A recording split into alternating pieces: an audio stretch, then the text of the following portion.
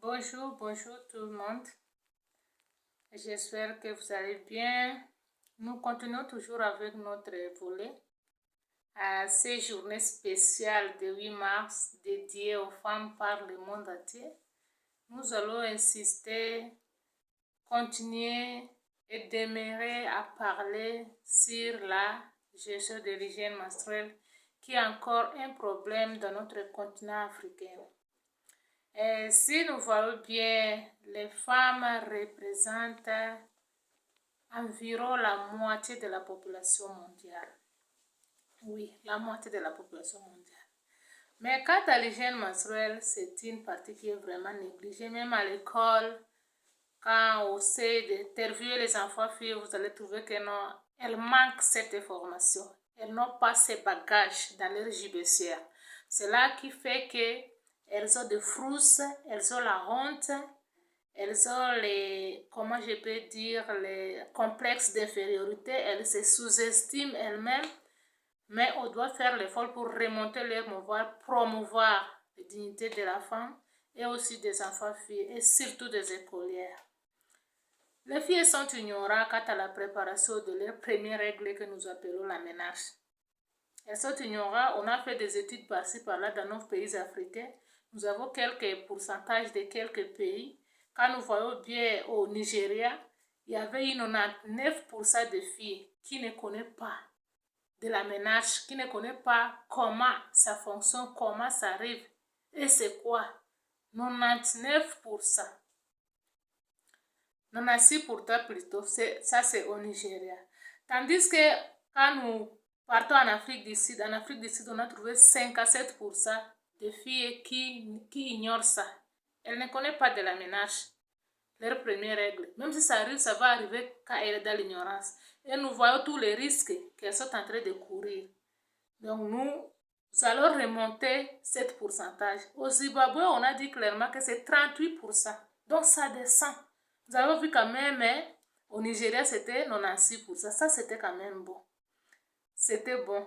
Comment je veux dire bon? C'était pas bon. C'est très, très mauvais. Ne voyons pas les nombres. Pourcentage, ça, c'est les enfants qui ne connaissent rien de leur ménage. Et en Afrique du Sud, c'est 5 à 7%. Au moins, au Zimbabwe, on a dit que c'est 38, c'était en 2017. Je pense que pour le moment aussi, je ne sais pas si c'est arrivé à quel pourcentage. Et c'est ça le problème qui menace notre continent. Concernant la gestion de l'hygiène menstruelle. Donc, en Afrique, c'est encore tout un problème pour que ça remonte au niveau. Et si on regarde encore les filles au niveau des connaissances sur cela, la connaissance aussi, le pourcentage est très bas. En Afrique du Sud, d'accord, on dit que c'est 24% de filles qui connaissent quelque chose. Et on a dit que à la RDC, les filles témoignent. À la République démocratique du Congo, partout, les filles témoignent que non. Même à la bas âge, elles n'ont pas été informées. Elles ne connaissent rien de cela. Rien vraiment. Et vous voyez que ça c'est vrai. Quand nous parcourons partout, nous trouvons que vraiment, elles n'ont pas la connaissance sur ça. Même si on pose la question, la ménage c'est quoi? Elles ne connaissent pas. Même si on pose à sa langue maternelle, elles ne connaissent pas de cela.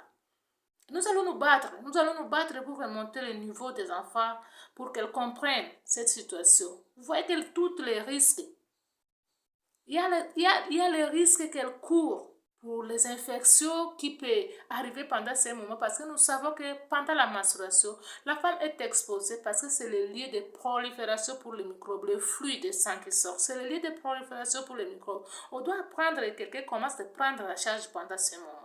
Donc ça, c'est très important. Et nous allons aussi encore pour les conséquences, les sentiments, l'expérience négative concernant les règles. Elles ont la honte. Elles n'aiment pas ça. Elles disent que c'est sale.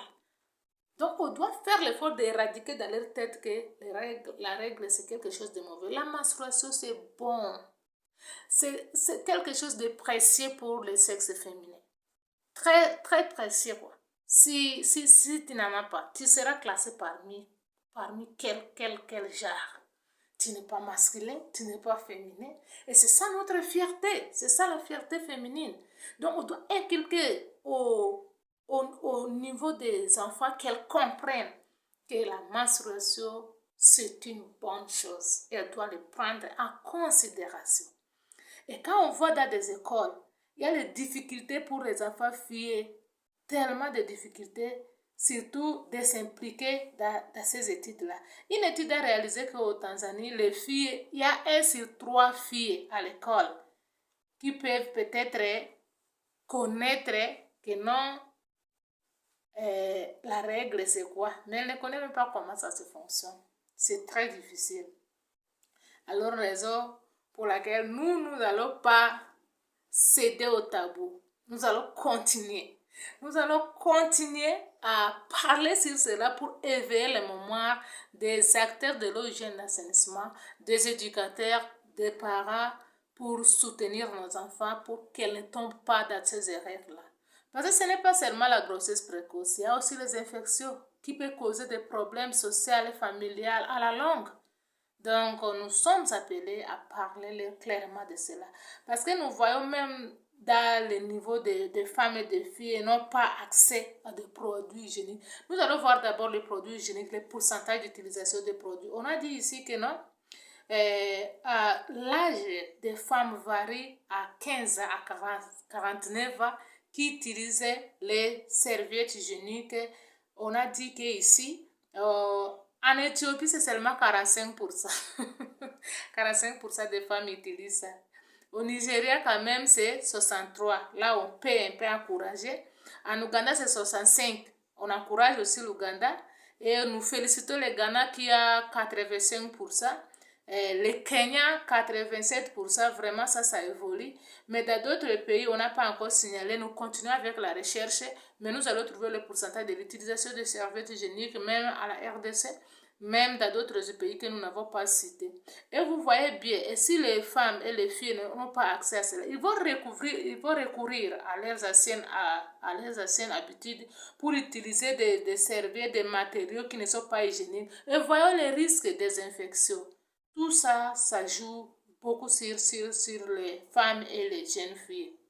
Il y a aussi des absences de toilettes séparées, les hommes, les enfants filles et les enfants garçons, surtout dans des écoles.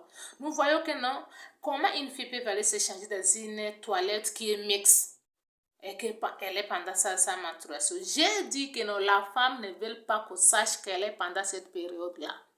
Alors, une toilette à l'école, et les garçons y entrent, les filles y entrent, comment est-ce qu'elles peuvent se changer là-bas?